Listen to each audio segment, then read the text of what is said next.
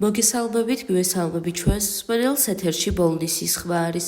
შეგახსენებთ, რომ ბოლნისის ხმა პროექტ მისიხმის ფარგლებში ხორციელდება, რომლის მხარდამჭერია გერმანიის საგარეო საქმეთა სამინისტრო და DVV International. დღევანდელ გადაცემაში მინდა გირჩიოთ ფსიქოლოგიური ფილმები ქალებზე. ქალებზე მომუშავე ფსიქოლოგიური ფილმები ხშირად აჩვენებენ ქალის ემოციურ, სოციალურ და ფსიქოლოგიურ გამოწვევებს, რაც ასახავს მათ რთულ ცხოვრებას. აქ რამდენიმე ფილმია, რომლებიც აღნიშნული თემების ირგვლივ გვთავაზობენ საინტერესო სანახაობებს. გოგონა, რომელსაც ჰყავდა ძველი სახლი.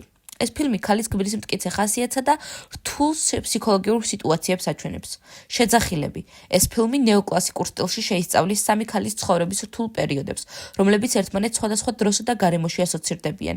სილქის კანტი, ფსიქოლოგიური თრილერი, რომელიც ერთ-ერთ ბალერინაზეა, რომელიც ფსიქიკური ჯანმრთელობის პრობლემებსა და შიდა დაპირისპირებას განიცდის. კატასტროფა. ფილმი, რომელიც გენდერულ და ფსიქოლოგიურ პრობლემებს განიხილავს, რათა გაანალიზოს რა გავლენა აქვს ოჯახურ ცხოვრებას, ქალის ემოციებსა და თავშეკავებულობას. წუხარება. ფილმი, რომელიც მამაკაცისა და ხელოვნური ინტელექტის შორის შექმნილი არასტანდარტული რომანის პარალელურად ქალების შინაგანი სამყაროს კვლევასაც ეხება.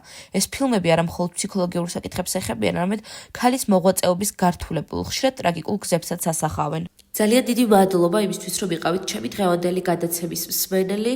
მე დღეისთვის გემშვიდობებით, ხოლო გიტოვებთ ჩვენს მეგობრებს თეთრი კარვიდან, მოусვიდეთ, იხალისეთ და ბედნიერ კვირას გისურვებთ.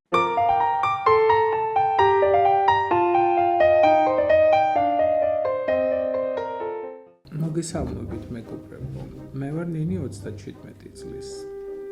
დღეს თეთრ კარავში ქალები ისეთ თემაზე სასაუბროდ შევიკრიბეთ, რასაც სექსუალური ძალადობა ქვია. არ დაგიმალავთ და არც თუ ისე დიდი ხნის წინ პირადად მე სექსუალურ ძალადობაზე სულ სხვა წარმოდგენა მქონდა. არადა აღმოჩნდა, რომ ყველანაირი ქმედება საპირისპირო სქესისგან იქნება ეს ფიზიკური თუ სიტყვიერი, რაც ჩვენი სურვილის გარეშე ხდება, ძალადობაა და დასჯადია. თითქმის ყველა ქალს ერთხელ მაინც განუცდია ეს შეურაცხყოფელი გრძნობა, მაგრამ ამაზე ყოველთვის გრცხვენოდა და გვერიდებოდა საუბარი. მადლობა ღმერთს, ახლანდელი თაობა მეტად არის ინფორმირებული და შესაბამისად უფრო დაცულებიც არიან. მე ჩემს ისტორიას მოგიყვებით.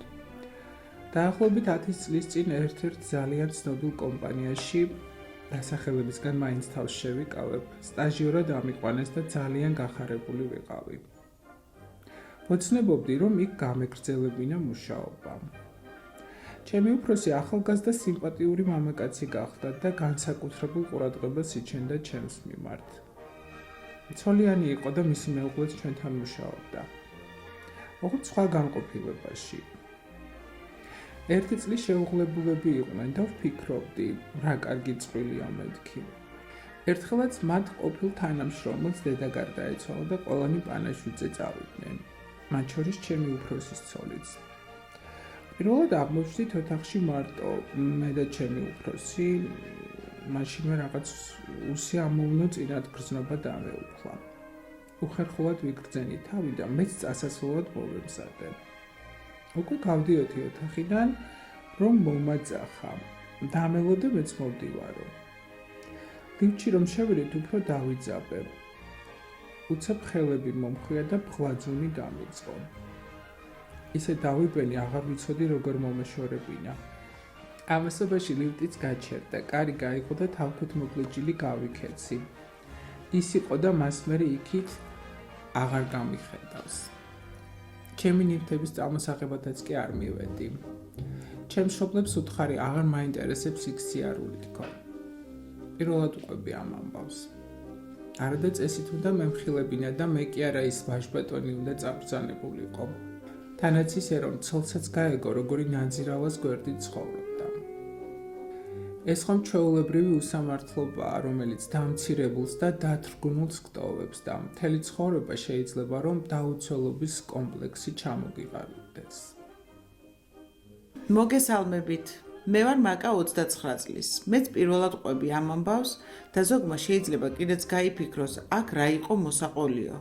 მაგრამ არა, სწორედაც რომ უნდა ხმამაღლა ვილაპარაკოთ ყველა იმ ანომალიაზე, რაც ჩვენს გარშემო ხდება, რომ ამით წინ აღვდგათ მსგავს ფაქტებს.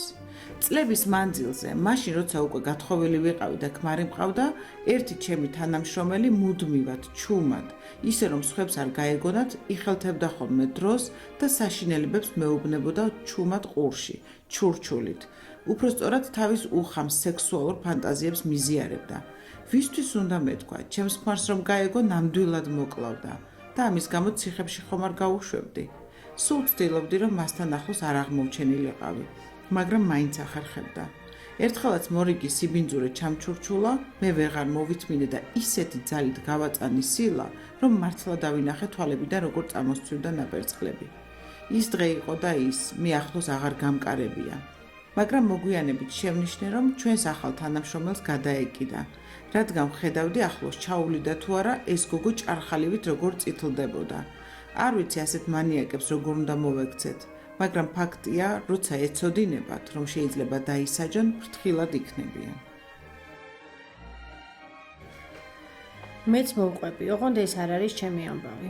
მაშინ სულ პატარა ვიყავი და წესიერად არც კი მესმოდა რა ხდებოდა.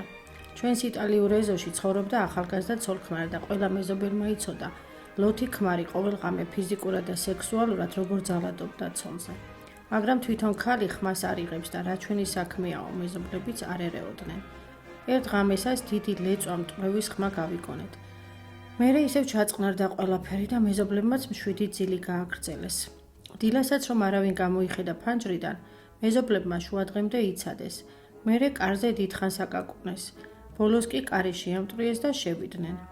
ოთახში საწოლზე უგონოდ ეგდო თავგახეთქილი შიშველი კაცი და სისხლში ცურავდა. ბეწვზე მიუსწრეს და გადაარჩინეს. ცოლი კი იქ არ დახვდათ. რა დროს გაიქცა სახლიდან არავინ იცოდა. დიდხანს ეძებეს ქალი, მაგრამ მის კვალს ვერსად მიაგნეს. როცა მისი მშობლებიც მოვიდნენ, აღმოჩნდა, რომ არაფერი იცოდნენ იმ ძალადობაზე, რასაც მათი ქალიშვილი 2 წელი უძლებდა. ის კი არა ეგონათ, რომ ძალიან ბედნიერი იყო, რადგან სიყვარულით გათხოვდა და არასოდეს ქმარზე საყვედური არ დასცდენია. მერე კი მოგვიანებით ისიც გავიგეთ, რომ ის ქალი დაუჭერიათ და ციხეშიც მჯდარა. კაცი მაშინ კი გადარჩა, მაგრამ მაინც მალე გარდაიცვალა. მიუხედავად იმისა, რომ პატარა ვიყავი, ამ ამბავმა ძალიან იმოქმედა ჩემზე და მას მერე სადმე პატარა ძალადობის მოწმე თუ გავხდებოდი, მაშინვე პოლიციას ვიძახებდი. თქვენს ყველას მოგიწოდებთ, რომ არასოდეს დახუჭოთ თვალი უსამართლობაზე და აუცილებლად მოახდინეთ რეაგირება. ახლა კი უკვე მანიშნებენ, რომ ჩემი დრო ამოიწურა. კიდევ ერთი კვირით დაგემშვიდობებით. მომავალ შეხვედრამდე, მეგობრებო.